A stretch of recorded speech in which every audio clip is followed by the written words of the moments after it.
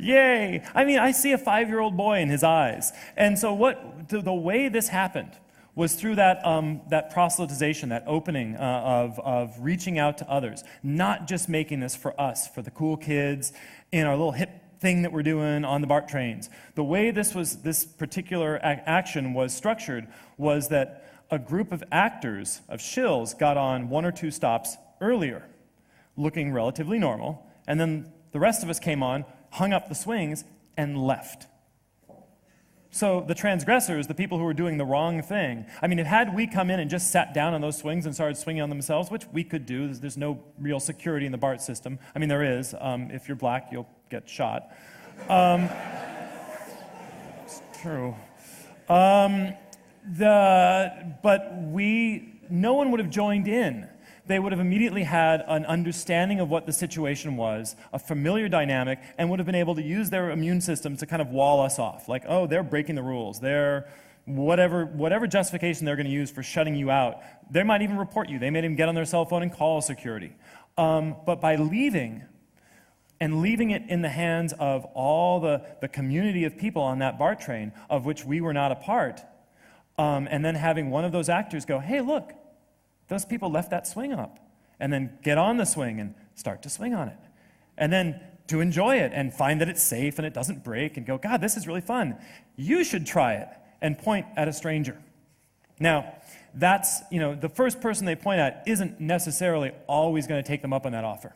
But the second or the third usually does. And very quickly, you have that perpetuating cycle where we all get off the train a few stops later, and this goes on for hours. Until the security takes the swings off the BART system, you have strangers on their commute home just getting on the swings and swinging. So you have agency to go out and create these experiences in the real world. And I don't know what this is going to do for the people who participate in this. I mean, we don't have any way to really follow up with them. But what we did is we created a space where, by shaping that context, shaping that consensus, it was okay to try this. They would have never thought to do this on their own. They probably wouldn't have tried it had we come in and just done it ourselves. But by making it seem like the people that had installed it had left, and that it was just their peers that were sanctioning it, their fellow commuters, well, other people seem to be doing it. I guess it's okay. And it's not coercive. We're not saying, oh, you have to get on it. Come on, man, try it. Everyone's doing it. You just make it an option. You now, by increasing their perception of that shared consensus, you make it something that they feel comfortable doing. You've made a safe space for them, and please use rope that won't break.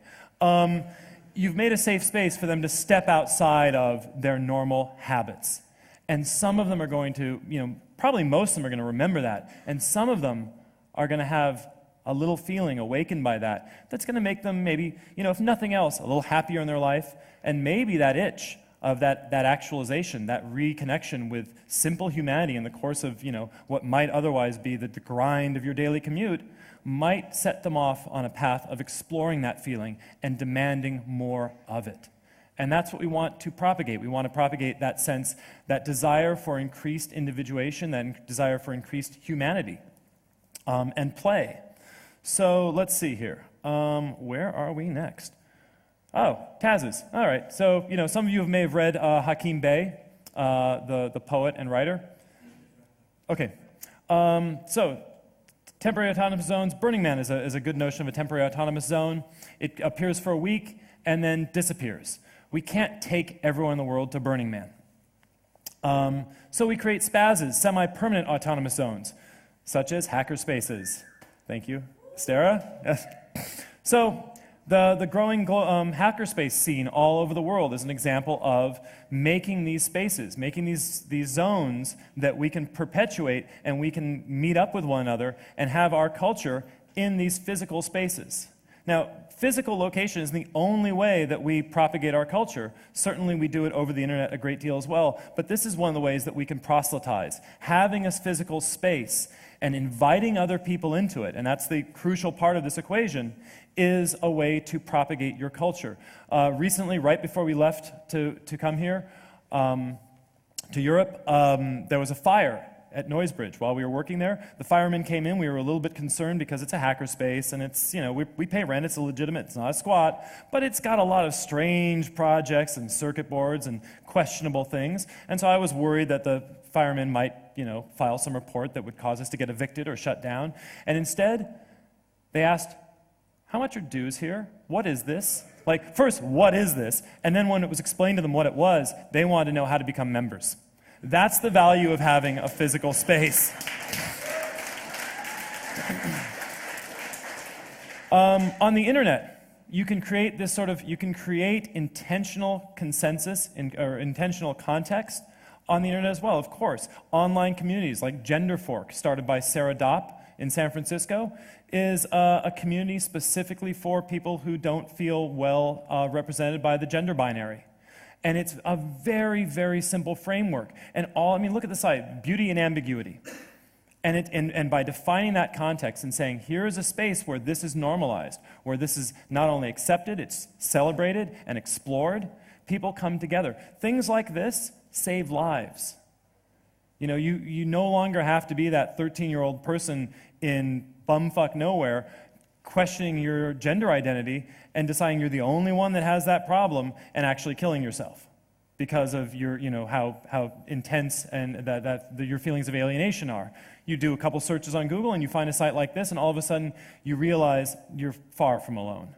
So creating spaces where we can draw others in and normalize individual identity without diminishing it, without homogenizing individuals, is one way to propagate our culture. Last couple things. This is a reference to Raymond Kurzweil. This is obviously Moore's law, or Moore's curve. I was going to briefly talk about, it peas rainbows. All right, we're done.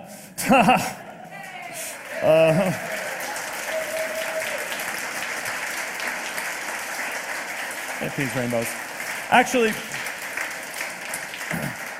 let me say just one thing. What this was going to be in reference to was immanentizing, the last thought I should leave you with, immanentizing a post-scarcity world by preemptively propagating a post-scarcity culture. Immanentizing, okay, yeah. Here we go. Immanentizing a post-scarcity world by preemptively propagating a post-scarcity culture. What does that mean? Technologist Kevin Kelly recently observed in a lengthy and insightful article on Moore's curve that while the famous curve may have continued to perpetuate itself due to some remarkable intrinsic quality of the technological world, what Kelly has dubbed the technium, it is perhaps more likely that the curve, Moore's law or Moore's curve, the doubling of transistor power and the halving of costs every 18 months or so, it is perhaps more likely that the curve has endured so long due to people's belief in it, essentially claiming that the curve's predictions held true and continue to hold true year after year because everyone working in the tech industry assumes that it will, and consequently acts and invests and invents accordingly. This suggests an incredible potency to widely shared memes, at least in the still uncharted realm of the technium. Could it be then that a continued belief in such exponential progress is exactly what is required for that progress to occur? And if so, how far can this method be taken? How much more quickly will the technological singularity, Ray Kurzweil's utopian fantasy, be attained if large communities and corporations proceed as if its arrival is a foregone conclusion? And how much harder will people work to bring about a post-scarcity world if they've already embraced elements and attitudes of post-scarcity culture? So there you have it. And it peas rainbows. Thank you.